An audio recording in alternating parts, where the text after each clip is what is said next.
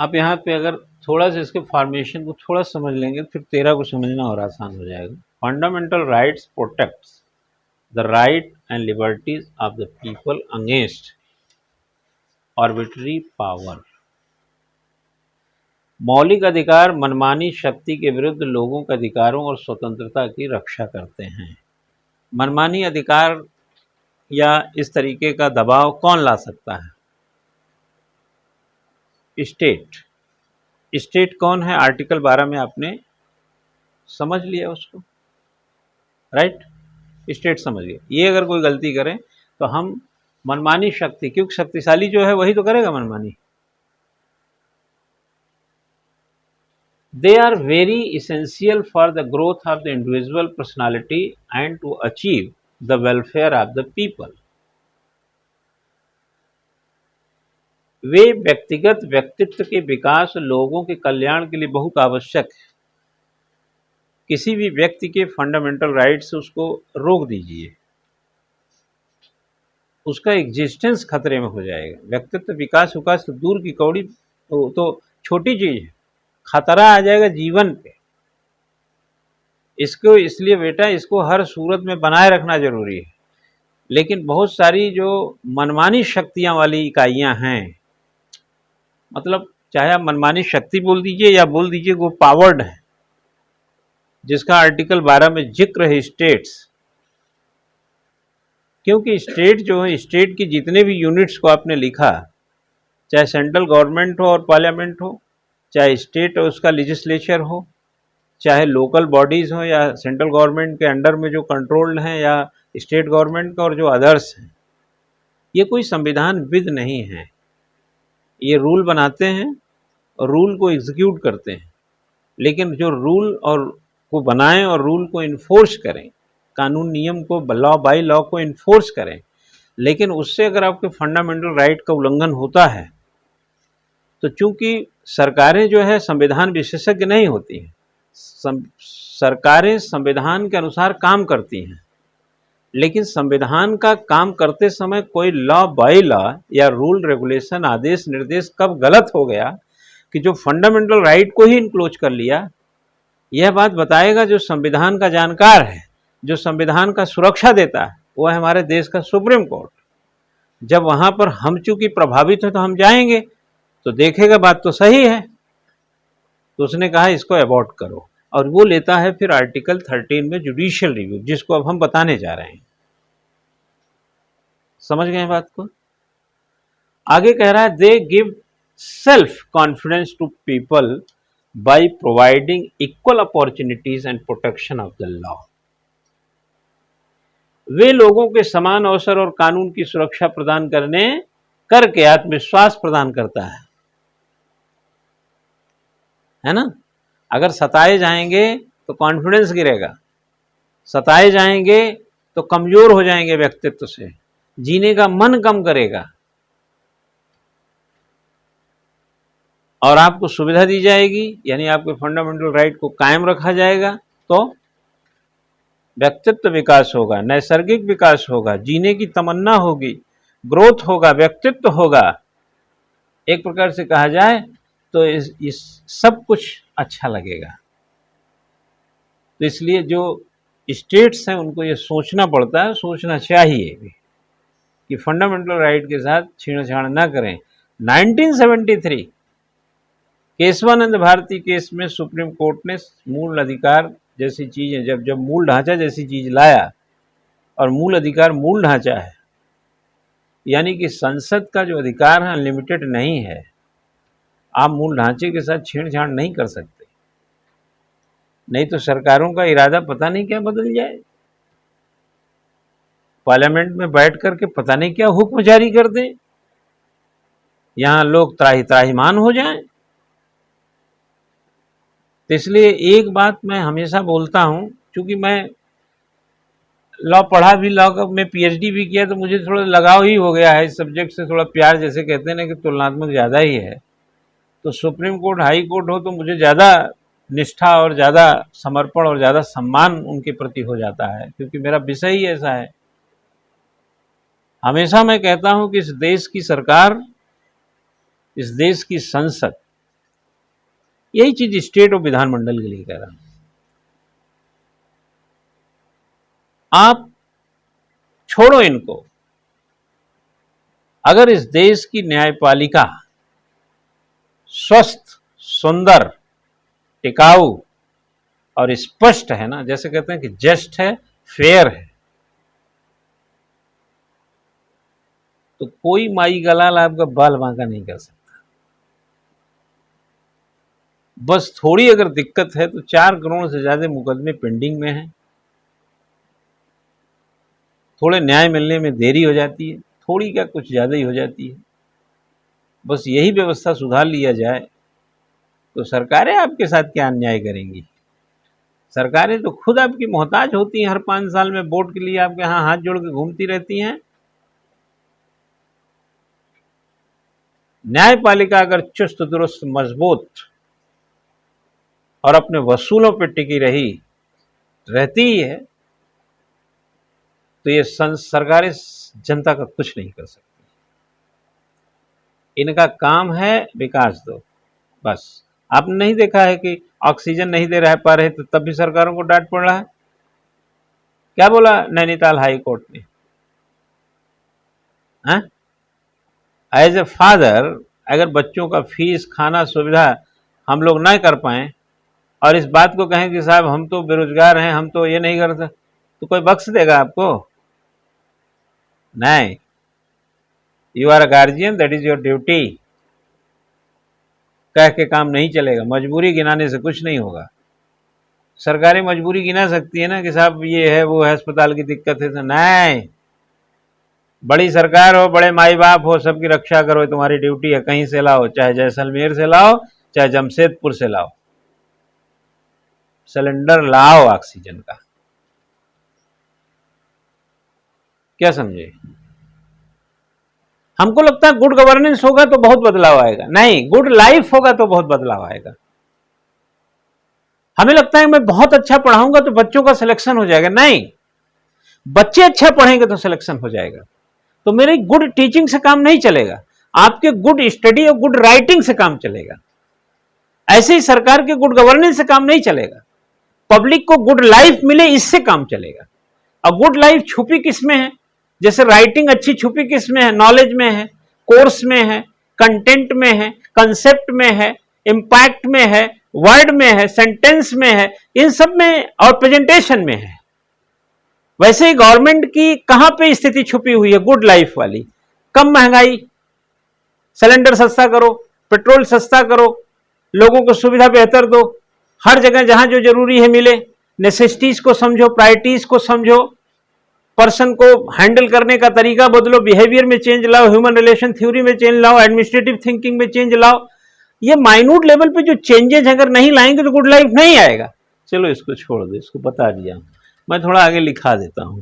Article 13 is the cornerstone of fundamental right. Cornerstone of fundamental right. Article 13 मूल अधिकारों का आधार स्तंभ है। It protects the fundamental right from all the laws already in force. यह पहले से लागू, in force and to be made in future. मैंने बताया था 26 जनवरी से पहले और 26 जनवरी के बाद जो भी बनेंगे, अगर फंडामेंटल राइट को उल्लंघन करेंगे तो सुप्रीम कोर्ट क्या करेगा? उसको अबॉर्ट कर देगा, शून्य घोषित। वही चीज तो लिखा रहा हूं, लिखिएगा। यह लागू होने से पहले तथा भविष्य में बनाई जाने वाली सभी विधियों से, यह लागू होने से पहले तथा भविष्य में बनाई जाने वाली सभी विधियों से मूल अधिकार को संरक्षण प्रदान करता है। 26 जनवरी 50 से पहले कुछ चीज हो, हम नहीं जानते, कोई प्रकट कर दे उसको, या भविष्य में कोई ऐसी विधि बना रहे हो जो फंडामेंटल राइट को लॉस करेगा, नुकसान करेगा, तो उससे भी यह आर्टिकल 13 में जाएंगे, प्रोटेक्शन मिल जाएगा। क्योंकि आर्टिकल 13 जुडिशियल रिव्यू में है, सुप्रीम कोर्ट उतना हिस्सा या पूरा कानून जितना खराब होगा शून्य घोषित कर देता है। इसमें आगे लिखो, चलो लिखें, thus article 13 brings all laws in force. इस प्रकार अनुच्छेद 13, thus article 13 brings all laws in force before and to be made in future subjects to judicial review। इस प्रकार आर्टिकल 13 से पहले लागू तथा भविष्य में बनाई जाने वाली, आर्टिकल 13 पहले या भविष्य में से हटा दीजिए, पहले या भविष्य में बनाई जाने वाली सभी विधियों को न्यायिक पुनर्विलोकन के अधीन लाता है, जुडिशियल रिव्यू के अधीन लाएगा। इसमें क्या होता है ये लिख सकते हैं, लिखिए, the supreme and high court can declare, the supreme and high court can declare laws inconsistent with the fundamental right to be invalid। पहला fundamental right, inconsistence with the fundamental right to be invalid। उच्चतम तथा उच्च न्यायालय मूल अधिकारों से असंगत, कह सकते हैं कि जो कंसिस्टेंट, असंगत, ठीक है, विधियों को अवैध घोषित कर सकता है ना। अगर गड़बड़ होगा तो उसको इलीगल कर देगा, जीरो कर देगा, खत्म कर देगा। लाइन बदल दीजिए, लिखिए सुप्रीम कोर्ट आर्टिकल 32, नीचे लिखिए हाई कोर्ट 226, है ना। इसमें दोनों के पावर डिफाइंड है। आर्टिकल 32 के तहत सुप्रीम कोर्ट और 226 के तहत हाई कोर्ट आप जा सकते हैं, इसी के अंतर्गत वो घोषित करते हैं। अब लाइन बदल के लिखिएगा,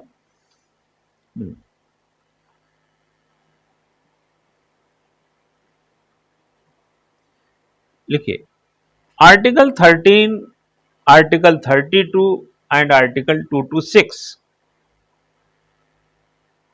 लिखते जाइए, आर्टिकल 13, आर्टिकल 32 एंड आर्टिकल 226, अनुच्छेद 13, अनुच्छेद 32 और अनुच्छेद 226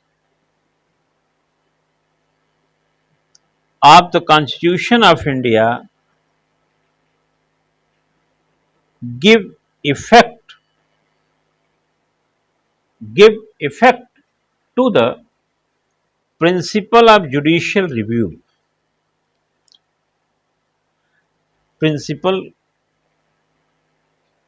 of judicial review।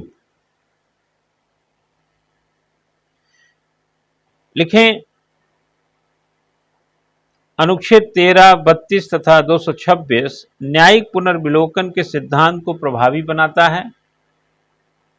तीनों को जोड़ लिया ना, तीनों मिलके एक, भाई 32 में तो आप जाएंगे, 13 में काम करेगा सुप्रीम कोर्ट, तो 32 से 13 जुड़ गया। 226 में आप जाएंगे, 13 में काम करेगा 13 में। क्लियर? हाँ, कुछ क्या बात है बेटा, सब ठीक है? काहे शांत हो इतना? ठीक है ना सब? तो 2 to 6 में जाएंगे तो 13 हो जाएगा, 32 में जाएंगे तो 13, तो ये तीनों कनेक्ट हो जाता है। तो इसमें लाइन बदल के लिखिएगा, या उसी लाइन में एक छोटा सा लाइन लिखना है आपको, effect on the principle of judicial and make the supreme court and high court a vigilant, supreme court and high court, supreme and high court कर लीजिए, a vigilant watchdog of the fundamental rights, तथा उच्चतम और उच्च न्यायालय को मूल अधिकारों का सजग प्रहरी बना दिया जाता है, या बना देता है, सजग प्रहरी बना देता है। ठीक है, अगर हम 13 की बात करें, 32 की बात करें, 226 की बात करें, तो यह कहीं ना कहीं आपके फंडामेंटल राइट को प्रोटेक्शन है, और सुप्रीम कोर्ट हाई कोर्ट को इसी नाते क्या बना देता है, आपका एक प्रकार से वायलेंट वॉच डॉग, जिसको आप बोलेंगे सजग प्रहरी बना देता है, विजिलेंट वॉच डॉग बना देता है। क्या बना देगा, विजिलेंट वॉच डॉग, यानी सजग प्रहरी। आप इसको समझ गए हैं, है ना, ज्यादा क्या समझेंगे आप, ज्यादा ना समझिए। लिखिए एक case, Golaknath versus Punjab state, Golaknath versus Punjab state.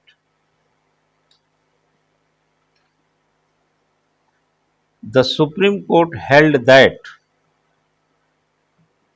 the word law,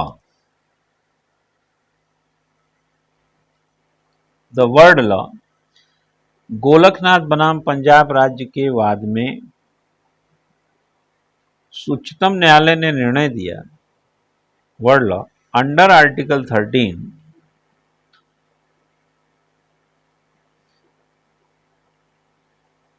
includes constitutional amendment law।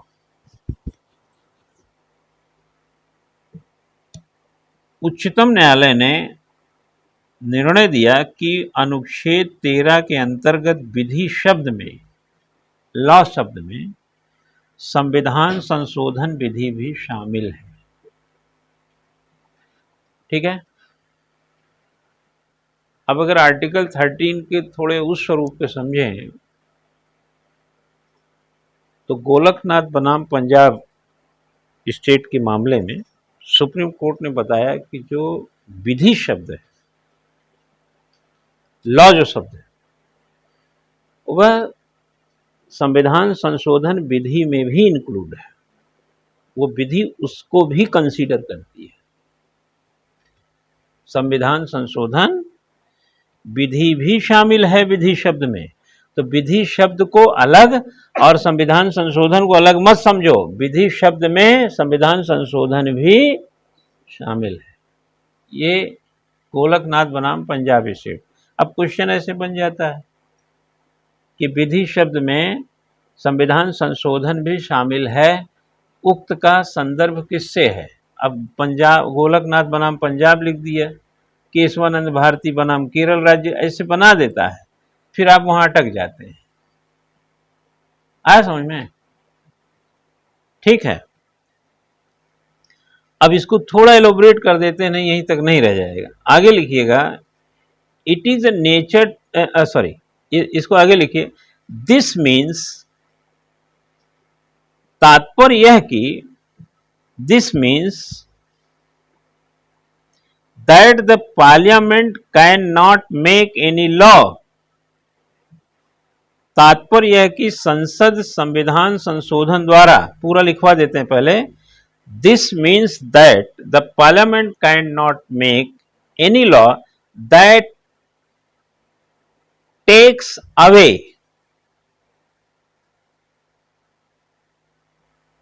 the fundamental rights, takes away the fundamental rights even by amendment of constitution,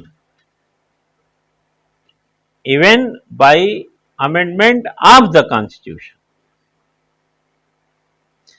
तात्पर्य यह कि संसद संविधान संशोधन द्वारा भी मूल अधिकार को छीनने या न्यून करने वाली कोई विधि नहीं बना सकता। संसद क्या है, मूल अधिकार को छीनने या कम करने वाले कोई लॉ नहीं बना सकता। लाइन लिखें और लिखें 24वें संविधान संशोधन, एक हेडिंग बना लो, 24 कॉन्स्टिट्यूशनल अमेंडमेंट, ब्रेक आगे लिखो इन 1971।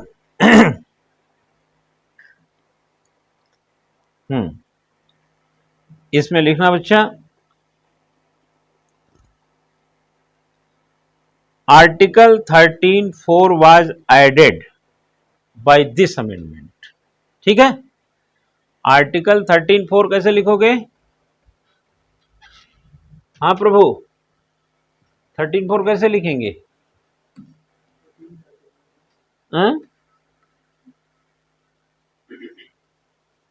13(4) लिखने के लिए ब्रैकेट में 13(4) कर दीजिए।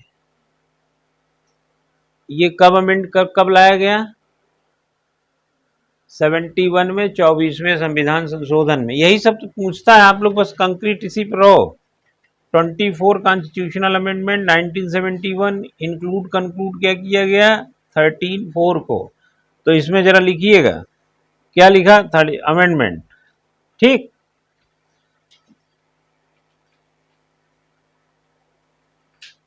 लिखें इसमें अकॉर्डिंग टू दिस, इसके अनुसार nothing in article 13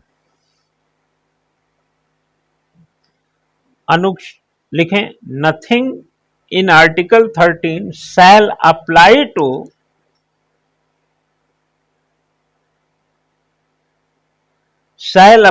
to an amendment to the constitution made under article 368 made under article 368। ठीक है बच्चा, है ना? 368 इसमें ये लिखना है, हिंदी में थोड़ा लिख लो।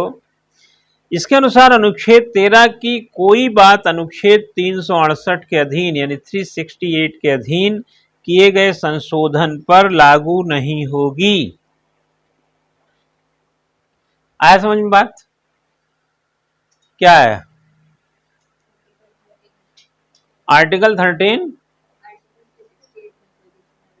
हाँ, अगर 13 में सुप्रीम कोर्ट को जुडिशियल रिव्यू का पावर है ना, अगर कुछ किया तो उसको क्या करोगे? 368 में क्या होगा? लागू नहीं होगा। 360 हमने आर्टिकल 1, 2, 3 ये सब बता रहे थे, तब भी क्या बताए थे कि 368 का संशोधन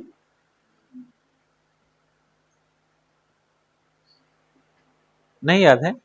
368 1, 2, 3 में बोले थे लागू नहीं होगा ना? 13 में लागू? हाँ, ये सब ध्यान रखो, थोड़ा थोड़ा छोटी छोटी बातें।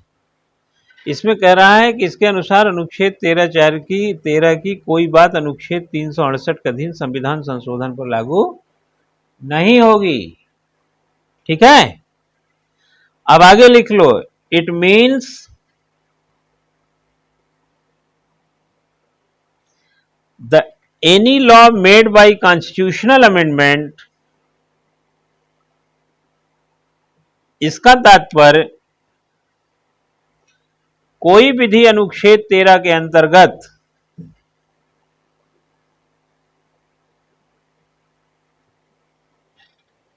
क्या लिखा? हाँ, made by constitutional amendment shall not be included in the word law referred to under article 13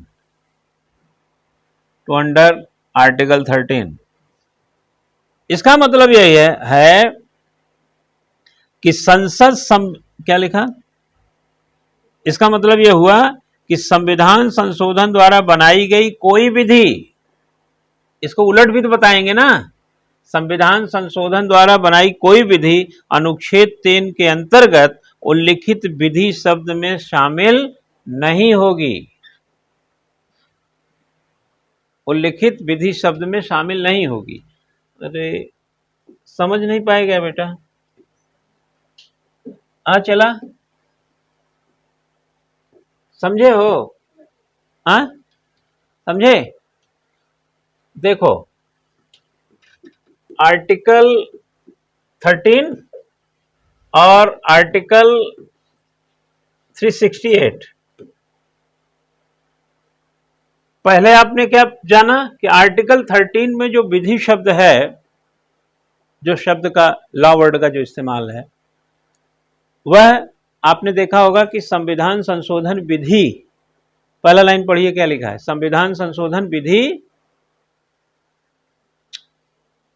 line पढ़ो। इट मीन्स नहीं, शुरू में बताओ, शुरू से बता रहा हूं मैं। सबसे शुरू में आर्टिकल 13 केस इनके गोलकनाथ के बाद क्या लिखाया हूं?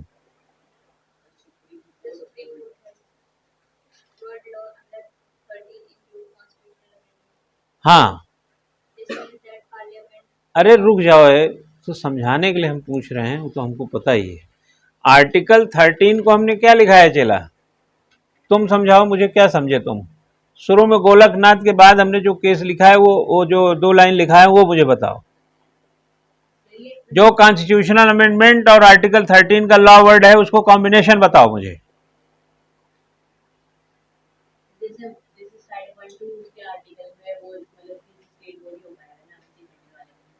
तुमको आइडिया है विदुषी? पढ़ के बताओ ना, मैं जानना चाह रहा हूं तुम लोग कुछ समझ पाए कि नहीं उसके कॉम्बिनेशन को। अरे गोलकनाथ पोलकनाथ नहीं कह रहा हूं मैं।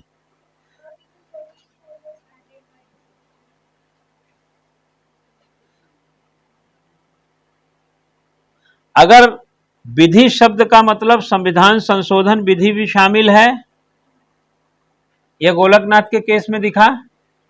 हाँ, गोलकनाथ के केस में क्या निर्णय दिया सुप्रीम कोर्ट ने कि जो विधि शब्द है उसमें संविधान संशोधन विधि भी है। अब नीचे बताओ मुझे क्या है। 24वें संविधान संशोधन में क्या किया आपने?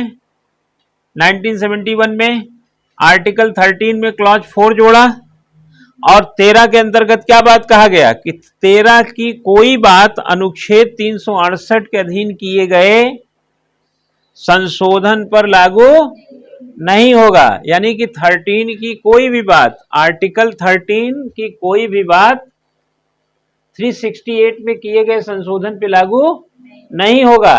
लेकिन 368 में किया गया संशोधन नेक्स्ट क्या कहता है? 13 पे लागू होगा। उल्टा भी कर लो ना, लास्ट लाइन क्या लिखाया हूं? आर्टिकल 368। हमें यार तुम लोग कहां सोते रहते हो यार, हमें 2 लाइन पढ़ के मैं सुनना चाहता हूं तुम्हारे मुंह से। पढ़। हाँ, क्या मतलब निकला यहां कि 368 में अगर कोई अमेंडमेंट हुआ तो क्या हो जाएगा? हाँ, आर्टिकल 13 में वो नहीं होगा, और 13 वाला नहीं होगा। अरे यार, इसका इसमें नहीं होगा, इसका इसमें नहीं होगा, किसमें होगा? न इसमें होगा न उसमें होगा, किसी में नहीं होगा। तो 4-5 बिंदु आपको थोड़ी जानकारी मिली। 13 क्या है? जुडिशियल रिव्यू है।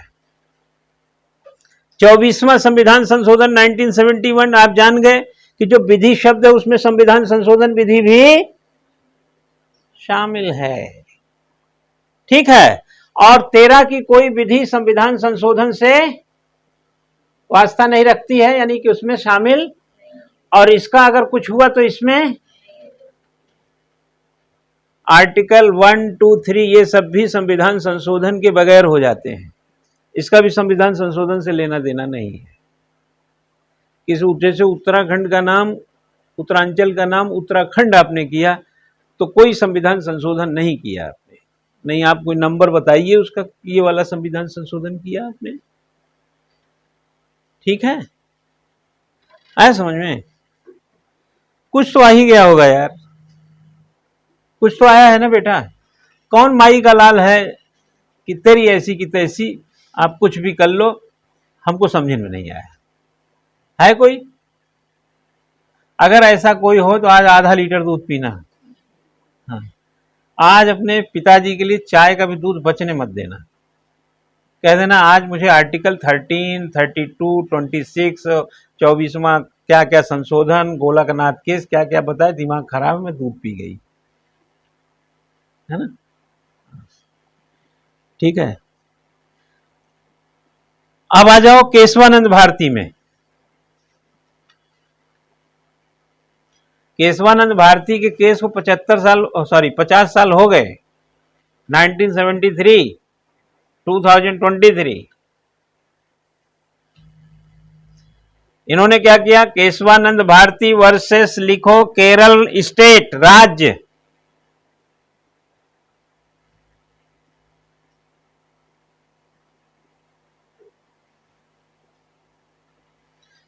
ठीक है। In Keshavananda Bharati versus state of Kerala, ये सेंटेंस फॉर्म में लिखा रहा हूं, the supreme court upheld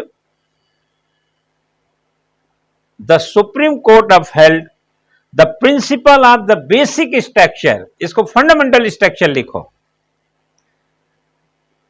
the supreme court the principle of the fundamental structure of the constitution. Keshavananda Bharati बनाम केरल राज्य के वाद में उच्चतम न्यायालय ने संविधान के मूलभूत ढांचे के सिद्धांत का प्रतिपादन किया, बताया कि इसका फंडामेंटल स्ट्रक्चर या बेसिक स्ट्रक्चर ये है, मूलभूत। बेसिक शब्द भी लिख सकते हो, चलेगा, ठीक है ना। अकॉर्डिंग टू दिस, इसके अनुसार any law made by constitutional amendment, any law made by constitutional amendment can be challenged in the court